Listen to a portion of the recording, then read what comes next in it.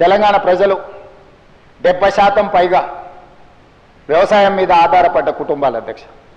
తెలంగాణ ప్రాంతానికి ఒక గొప్ప చరిత్ర ఉన్నది. పెద్దలు దామోదర రాజనరసింహ గారు లేకపోతే మా బట్టి విక్రమార్క గారు వివిధ సందర్భాలలో తెలంగాణ ప్రజలకు భూమితో ఉన్న బంధం, భూమితో ఉన్న అనుబంధం, ఈ భూమే సర్వం. తెలంగాణ సమాజంలో పోరాటాలు, నేల కొరిగిన వీరులు చిందించిన రక్తం, ఈ భూమి కోసము, భుక్తి కోసం, విముక్తి కోసమే పోరాటాలు జరిగినాయి అధ్యక్ష. అది ఆనాటి సాయుధ రైతాంగ పోరాటం కావచ్చు, తొలిమల్లి తెలంగాణ ఉద్యమాలు కావచ్చు, ఈనాడు ప్రజలు ఆశిస్తున్నది కావచ్చు. భూమే మన ఆత్మగౌరవం. అమ్మ ఎంతనో భూమాత అంతనే. గ్రామంలో మన యొక్క గౌరవం, మన గుర్తింపు, మన భూమి. ఆ భూమిని నమ్ముకొని వ్యవసాయంలోనే పుట్టి, వ్యవసాయంలోనే పెరిగి, వ్యవసాయంలోనే చనిపోతున్న మన కుటుంబాలను ఆదుకోవాలన్న బాధ్యత మా ప్రభుత్వం మొట్టమొదటిగా తీసుకున్నది అధ్యక్ష.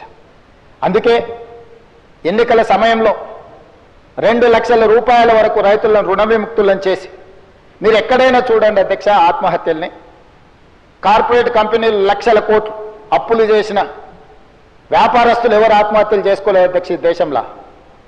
కానీ రైతు 20,000, 50,000, 1,00,000, 2 లక్షలు అప్పు చేస్తే, అప్పులవాడు ఇంటి ముందుకు వచ్చి నిలబడితే ఆ ఆత్మ గౌరవాన్ని చంపుకోలేక అప్పులవాడు ఇంటి ముందు నిలబడితే తలెత్తుకొని అబద్ధాలు చెప్పలేక ఈనాడు నా రైతాంగం ఆత్మహత్యలకు పాల్పడుతున్నారు అధ్యక్ష.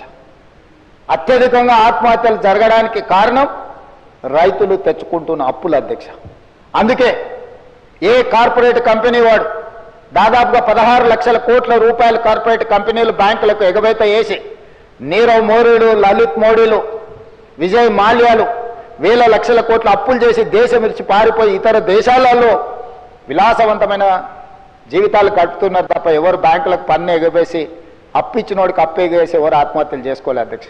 కానీ నా గ్రామీణ ప్రాంతాలలో, తండాలలో, గూడాలలో, మారుమూల పల్లెల్లో ఉన్న రైతాంగం వేల రూపాయల అప్పులు చేస్తే కూడా అప్పులవాడు ఇంటి ముందుకు వస్తే కుటుంబ సభ్యుల ముందు, కట్టుకున్న భార్య ముందు, తమ పిల్లల ముందు అవమానాన్ని భరించలేక ఆత్మహత్యలు చేసుకుంటున్నారు. కాబట్టే మొట్టమొదట మా ప్రభుత్వం ఏర్పడ్డ తర్వాత రైతులకు రుణమాఫీ చెయ్యాలి, రుణ విముక్తులను చేయాలి, ఆత్మగౌరవంతో నా రైతాంగం బ్రతకాలి అన్న ఆలోచనతోటి 2 లక్షల రూపాయల వరకు రుణమాఫీ చేస్తామని ఏ ఎన్నికల మేనిఫెస్టోలో మాట ఇచ్చినామో మాట ప్రకారం 25,35,000 మంది రైతులకు 20,616 కోట్ల రూపాయల 89 లక్షలు, దాదాపుగా 20,617 కోట్ల రూపాయలు రైతు రుణమాఫీ చేసిన చరిత్ర మా ప్రభుత్వానిది, ఈ మంత్రివర్గాన్ని అని చెప్పి నేను ఈ సందర్భంగా చెప్పదలుచుకున్నాను అధ్యక్ష. ఈ దేశ చరిత్రలోనే ఏ ప్రభుత్వం కూడా మొదటి సంవత్సరంలో ఉన్న అన్ని రాష్ట్రాలు కావచ్చు, కేంద్ర ప్రభుత్వం కావచ్చు, కేంద్ర ప్రభుత్వం కూడా ఏ ఒక్క రాష్ట్రానికి 20,617 కోట్ల రూపాయలు మొదటి 10 నెలల్లో చేసిన చరిత్ర లేదు. ఇది చరిత్రలో శాశ్వతంగా నిలిచిపోయే ఒక గొప్ప సందర్భము.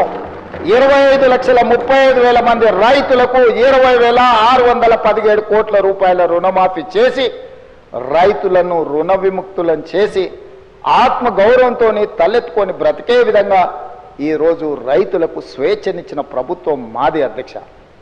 ఈరోజు ఆ రైతులను ఆదుకోవాలన్న ఆలోచనతోని ప్రయత్నం అంతా చేసినాం అధ్యక్ష.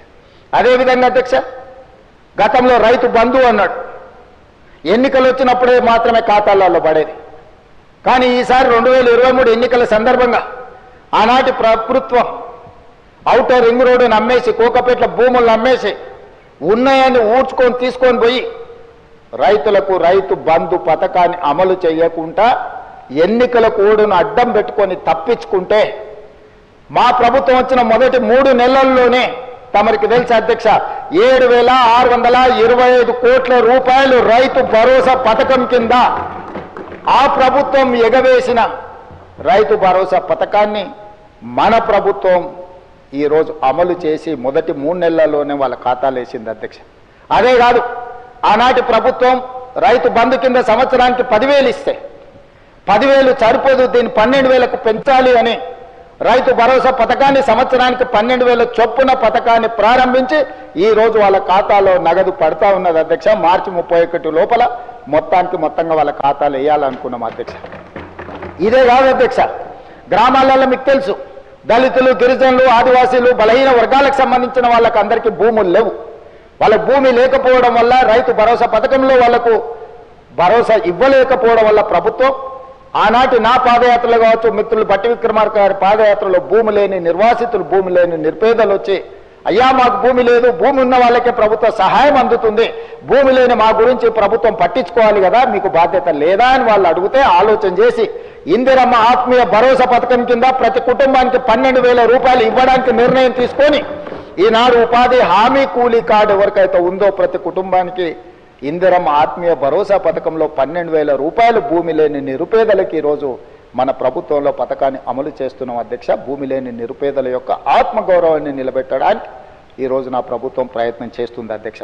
అదేవిధంగా అధ్యక్ష, ఒకనాడు మీకు తెలుసు ఆనాటి ప్రభుత్వం కేంద్ర ప్రభుత్వంతో కిల్లి కజ్జాలు పెట్టుకొని ఫుడ్ కార్పొరేషన్ ఆఫ్ ఇండియా సేకరించే వడ్లను సేకరించకపోవడం, ఇవ్వాల్సిన బియ్యం ఇవ్వకపోవడం, మిల్లర్లతో కుమ్ముక్కై ఆనాటి సివిల్ సప్లైస్ మినిస్టర్ నుంచి ముఖ్యమంత్రి వరకు మిల్లర్ల ఒత్తిడికి లొంగి మిల్లర్లతో కుమ్ముక్కై ఆనాడు వడ్లు కొనకపోవడం, కేంద్రం కొంటలేదు కాబట్టి మేము కొనం, రాష్ట్ర ప్రభుత్వం వ్యాపార సంస్థ కాదు, మాకు నష్టాలు వచ్చినాయి, 100 కోట్ల రూపాయల నష్టాలను చూపించి వడ్లను కొనడమే ఆపేసి చివరికి ఆనాటి ముఖ్యమంత్రి గారు ఏమన్నారు అధ్యక్ష, ఊరేసుకుంటే ఊరేసుకున్నట్టే అన్నాడు అధ్యక్ష.